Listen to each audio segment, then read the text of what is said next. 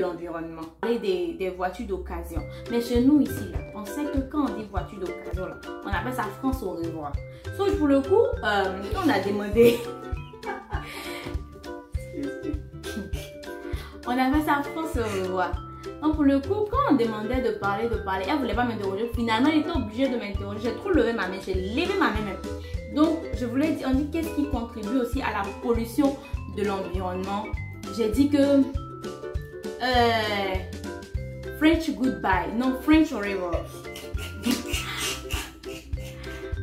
De classe pour pouvoir valider mon devoir. C'est-à-dire qu'on m'a donné un devoir. Eux-mêmes, ils n'ont pas encore lu le devoir. Ils ne savent pas de quoi ça parle. Et puis moi, ils finissent de faire le devoir là. Ils me leur montrent pour leur demander si c'est ça. Pendant qu'on a fait le même coup.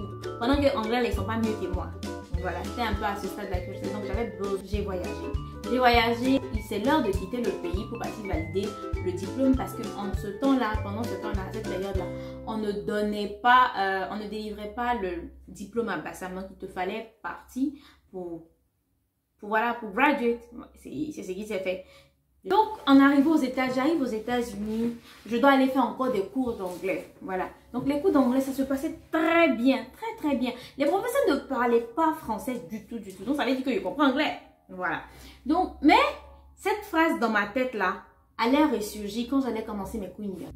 La peur de jouer était dans ma vie. Quand le conseiller l'a fini de faire ça, lui, il ne savait même pas qu'il m'avait mal parlé en fait. Lui, il ne savait pas que j'avais gardé ça. C'est-à-dire que lui, il voulait juste me booster. Il voulait me booster, il voulait me dire, ah ma chérie, tu as, ma fille, tu as zaillé et tout. Nanana. Mais moi, je n'ai pas compris ça comme ça. Sur le coup, là, j'ai vu ça en quelqu'un qui est méchant en fait.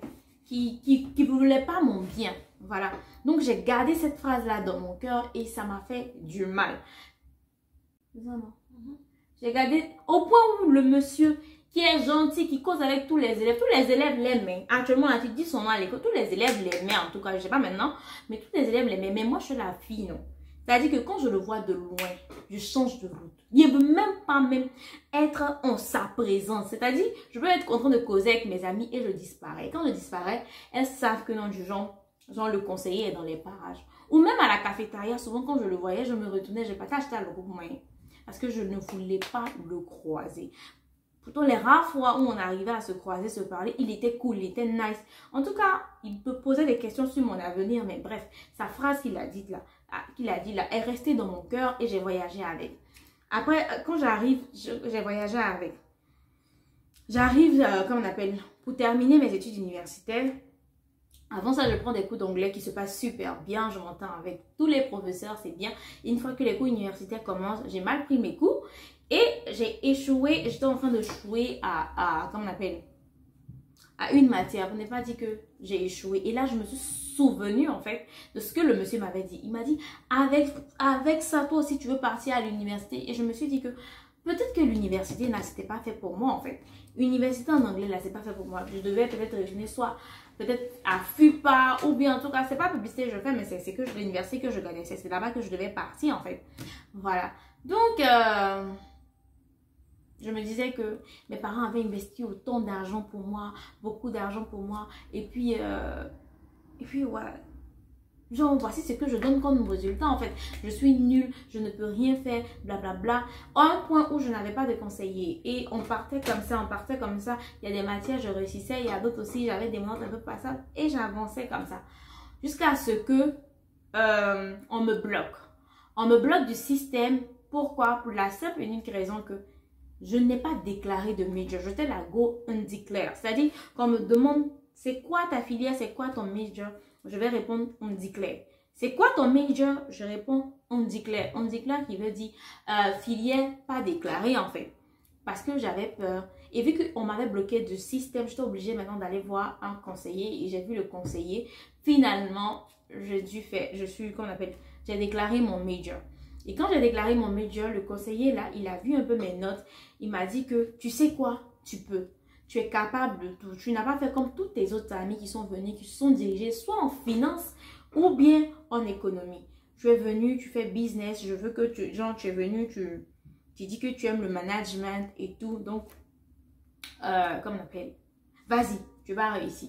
Et j'ai commencé le management. Il a vu que mon mindset n'était pas ça. Donc, un jour, il m'a appelé à son bureau. Il m'a dit que J'arrive à son bureau, il me dit, il y a une sortie à la banque pour les élèves en business. Mais c'est pas obligatoire, mais pour toi, c'est obligatoire. Tu dois partir là-bas. Et je vais, quand j'arrive, je me rends compte que non, les gens sont en train de parler de leur banque, Centennial Bank. Voilà, ils sont en train de parler de leur banque, des opportunités qu'il y a. Et je voyais les petits étudiants là, en train de parler avec eux, de converser avec eux. Et leur anglais là même, c'était broken. Et tout, ils parlaient, les gens comprenaient. Et voilà. Donc, je me suis assise et moi aussi, je comprenais. C'est ça, en fait. Moi aussi, je comprenais ce que les banquiers étaient en train de dire. Et dans mon cœur, là-bas, tout a changé. Je me suis dit, what? Eux, ils parlent. Je me suis dit que, attends, tout a changé en moi. En fait, pendant qu'ils étaient en train de parler, ils ne réalisaient pas. Personne ne savait autour de moi que tout était en train de changer. Je comprenais ce que ces messieurs-là disaient. Et moi aussi, ils comprenaient ce que je disais parce que genre j'ai fait un semblant de questions que j'ai posées là, ils ont compris. Et là tout a changé. Intérieurement, je me suis dit, ben, who are you, mister? Qui es-tu pour me bloquer comme ça que je suis capable? C'est là que tout a changé dans ma tête en fait. Je me suis rendu compte que j'avais un potentiel, que je comprenais anglais, que non, genre l'université là. Donc s'ils arrivent à me comprendre, en tout cas tout a changé. Tout a changé, d'où mon regard sur la photo que vous allez voir là. D'où mon regard, genre j'étais là, attends, c'est moi qui suis là, voilà. Et ça a vraiment changé. Le lendemain, je suis arrivée à l'école. Je suis allée dire, monsieur, coup de management que je suis en train de faire là. C'est vrai que je suis en train de faire ces management, mais ça ne me plaît pas. Tu vois. Et puis, il m'a expliqué ce que c'est logistique, supply chain management, safety, whatever. J'ai dit que voilà, c'est ça là que moi je veux faire. Et j'ai commencé à prendre des cours là. Et dès l'instant où j'ai décidé que moi aussi j'étais capable de finir les cours universitaires, parce que je me disais que université là peut-être je n'avais jamais gradué, vu que je n'ai pas déclaré mon major, tout ça. Donc, j'ai déclaré vraiment mon major en supply chain management and logistics. Et là, j'ai commencé à bosser. Maman, j'ai commencé à bosser comme une folle. Parce que avant là, je bossais comme une malade. Avant, je pouvais bosser toute une nuit. Et puis, j'arrive en classe. Faut répondre aux questions. Il me dit, est-ce que c'est ça? Est-ce que c'est ça? Et puis, j'échoue mes examens. C'est pour ça que je joue mes examens.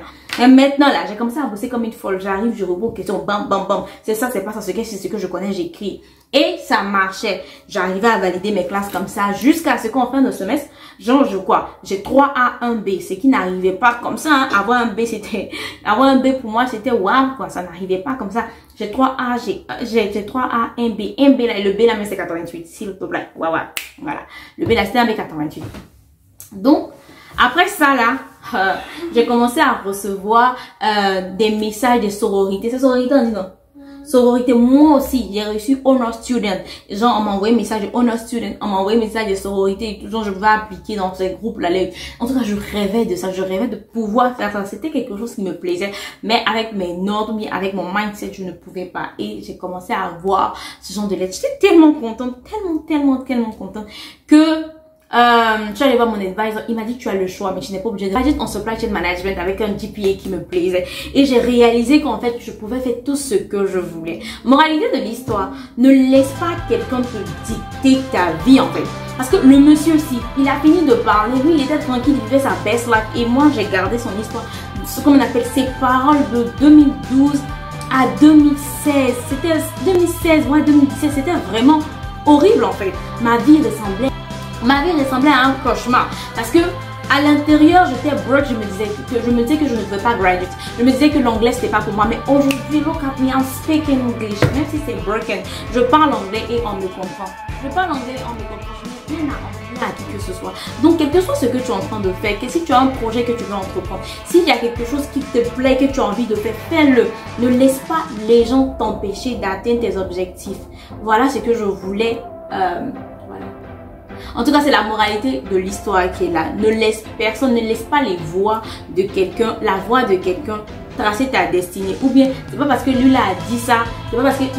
Ne vis pas en fonction des envies des autres. Parce que souvent, on se renferme sur soi à cause de ce que l'autre a dit. Que tu es, comme on appelle, tu es gros, tu es mince, ou bien tu n'es pas intelligent, tu ne vas pas réussir.